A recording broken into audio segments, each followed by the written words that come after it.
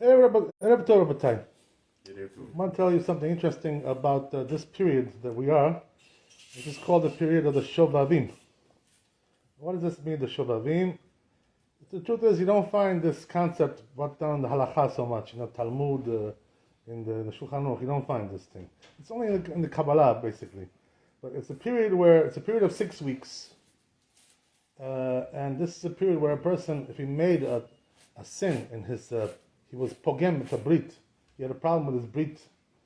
So now is the time he can fix this, to make a tikkun for the brit. If he was pogem with the brit. This is what this time is for. So the word Shovavim, it means a person who's rebellious, stubborn, rebellious person who goes in the ways of his lusts. This is called Shovavim. So the person who's the word Shovavim, when he was younger, he did all kinds of things which were inappropriate. He was pogem with the brit. Yes, this is the time now to fix it. So they say, right, the remez is like this, right, that the word Shovavim is 6 letters. So it's 6 weeks, each letter is 1 week. So these are the parshiot that the Shovavim is going. What does that mean?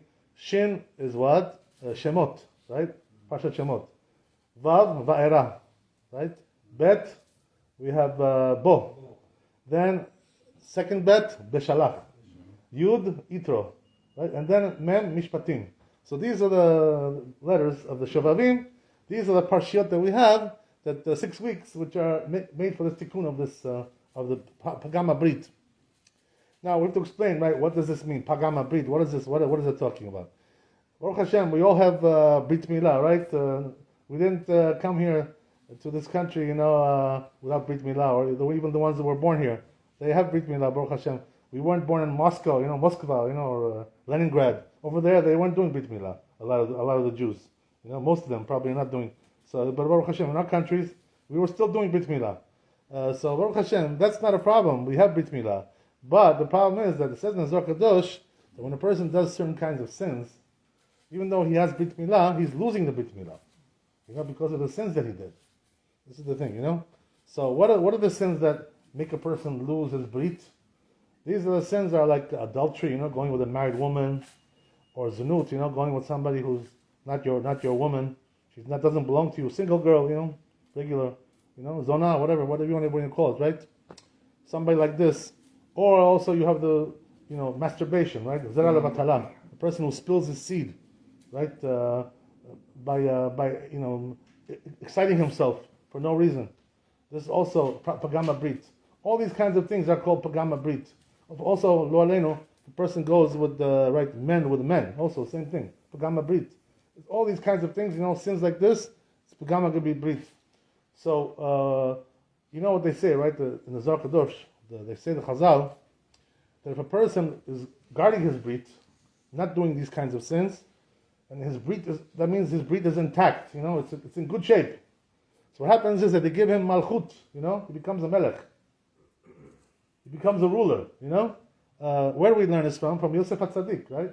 Yosef HaTzadik, because he guarded his brit, he didn't go with the wife of Potiphar, he didn't go with any other woman, he didn't do the sin of the Pagama Brit, so therefore he became Melech. You have to understand, right, that this is a miracle.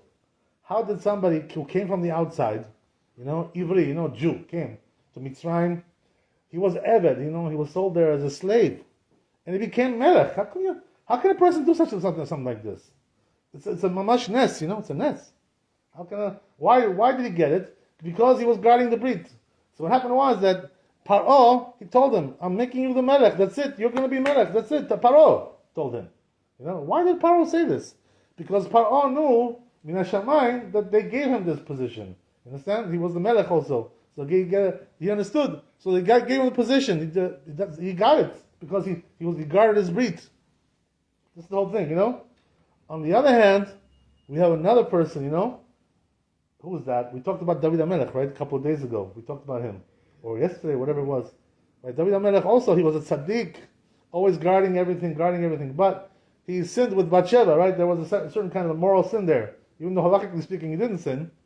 But nevertheless, you know what happened, right? Once he did what he did with Bathsheba, he was pogem the brit, he harmed the brit. So what happened? He lost his malchut. His son came, Absalom, and took his malchut. You see from there what happens? When a person is pogem the brit, he loses his malchut. He loses his rule. And by the way, the malchut is also not only to be a ruler, it also means money. Because malchut is where the money is, you understand? All the money is over there. Ask Biden, right? He'll tell you. All the money is over there. He knows where to get the money. Right? That's the whole thing. So all the money goes over there in the malchut. If you don't have malchut, you also don't have parnasah. This is the thing. One is together with the other. So Yosef HaTzadik, he amassed all the wealth in the world. All the wealth came to him. In Mitzrayim. Everything. All the money came. So you know what they say, by the way? When the Jews left Mitzrayim, to go out. Now we're talking about this, right? In the Parsha Shavua. Right? They left Mitzrayim. Beshalach, right? Next week. So you know what the story is, right? They say, it says in the Midrash, that when they left Mitzrayim, they stopped at a certain place. And over there was the place where Yosef HaTzadik buried the big treasure, with all the money, all the kesef that he brought in to Mitzrayim. It was buried over there. So the Jews, they found that place, they took all the money from there, all the kesef, and took it with them. That's why they all became rich. You understand? That's the whole thing. All that money that was buried by Yosef HaTzadik, they took everything. So the truth is, they say that Yosef HaTzadik, he buried 3 places, the money that he made from all over the world. There was 3 places that he buried. One was found by who? By Korach. That's why Korach became so rich. What happened with Korach? What he was the founder of Tesla. What was he? Korach? How did he become such a billionaire? Because he found that treasure that was buried by Yosef HaTzadik. He found one. Also, I'm sorry. That's what Midrash says. Right, exactly. He found one of them. There's another one which was found by who? By the Romans. The Romans got it. When the Galut of the Romans came, they took that, and that's why the Romans today, they're the richest countries are the Romans. What does that mean? Europe, right? America. This is Rome. This is the countries of Rome. They have all the money in the world, right? All the wealth is there. Why? Because they also found one of the burials that was buried by Yosef HaTzadik. They say there's also a third one, which nobody found yet. So where is that going? Who's that going for? They say it's going to be, in time of Mashiach, for the tzaddikim, who studied Torah, and they kept the Torah and mitzvot, they studied Torah. They didn't want to go for Olam Hazeh. They were looking for Olam Haba. So what's going to be is that when Mashiach comes, that money, the 1/3 that Yosef HaTzadik buried, is going to go to the Talmidei Chachamim, who were studying Torah all their lives, not doing any business, no other things. This is the thing, Okay, very interesting, right? But the point is like this, right? That bottom line, that if a person doesn't guard his brit, if he breaks the brit, he loses his malchut, he loses his parnasah, he loses everything. Yeah. This is what it is, So now you understand why we have to do teshuvah during this time to fix that pagam. Because if you don't fix it, it's going to be a problem. If a person sinned and he didn't fix it, it's always a problem. So the truth is, in Yerushalayim, when I was studying over there in Yichadat, they had over there a certain mekubal, Kabbalist guy, used to come and make a special tikkun every Monday and Thursday. They would make a tikkun for the Shovavim. It's like an hour, hour and a half, long prayer, whole tikkun they used to do. Whoever wanted to go up there to pray with them could go. It wasn't an obligation. If you want. Also, they used to fast. Some people also fast. There's also taniyot, all kinds of things. Today, over here where we live, we don't have tikkun. We don't do taniyot for this. So, what's the best way, to fix the problem? You know what it is? It's hard for us to do taniyot. It's enough dayenu, right? That we do taniyot, arba taniyot that we have already in the Torah. That's enough dayenu. We can't do any more than that. It's hard for us. So, how do we fix the problem? The best way to fix the problem, you know what it is? To learn Torah. Nothing fixes everything like Talmud Torah.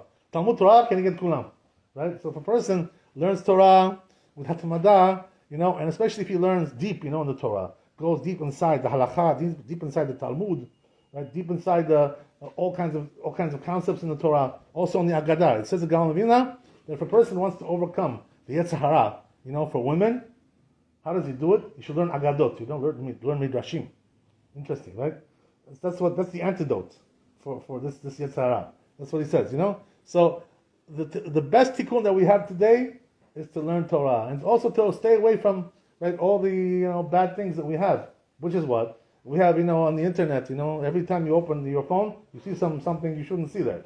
You have to, like, look away. You have to close the phone. You gotta do something. Every time you open your phone, something is bad there. So it's very hard. So a person has to be very careful. When you open your phone, make sure you're not seeing things which you shouldn't see. Why? Because when you have bad thoughts from these things that you see, a person could come to be pagam brit because of this. You understand? This is the whole thing. So a person has to be very careful about what he looks at the phone, the computer, whatever, all these kinds of things on a screen, on a video screen, all kinds of things like this. You have to be careful what you watch, and also be careful what you watch in the streets. The people who have the hardest test, Nisayan, you know who they are? The ones who live with the ones who work in Manhattan. I hate to say it, but over there the Yetzer Hara is so big. It's like there's everywhere you look. It's like, oh my God, Satan. It's very hard to guard yourself in a place like that. I remember my friend, in Yerushalayim, he came to visit over here in Manhattan, one time. He came to visit, and when he came back to Yerushalayim, I asked him, I said, how was it? How did you like it? He told me, he says, I was in Manhattan. He says, I'll tell you, he says, this was the gates of Gainam over there. Sha'arei Gainam. It's true, Be'emet, it's true. Sha'arei Gainam over there. You understand? You have to be very careful. When you go to Manhattan, places like this, you have to be careful with your eyes, what you're looking at, and also what you're doing. Shem Yirachem, right? One thing leads to the other. First, the eyes, they desire, the heart, and then a person comes and does the sin. It's pogem the brit. That's why, you have all these problems over here in America.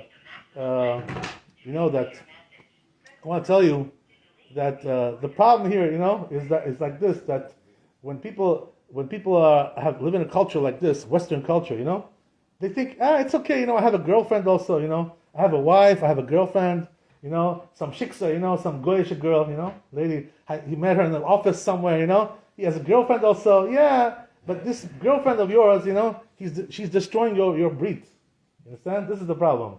So you have to understand, what price are you paying for this girlfriend? You're losing your breed, you're losing your malchut, and you're losing your parnasah. So if a person wants to really get parnasah and malchut, power in this world, like Yosef HaTzadik, he has to refrain from doing that sin of pagam brit. Baruch Adonai Le'olam. Amen ve'amen.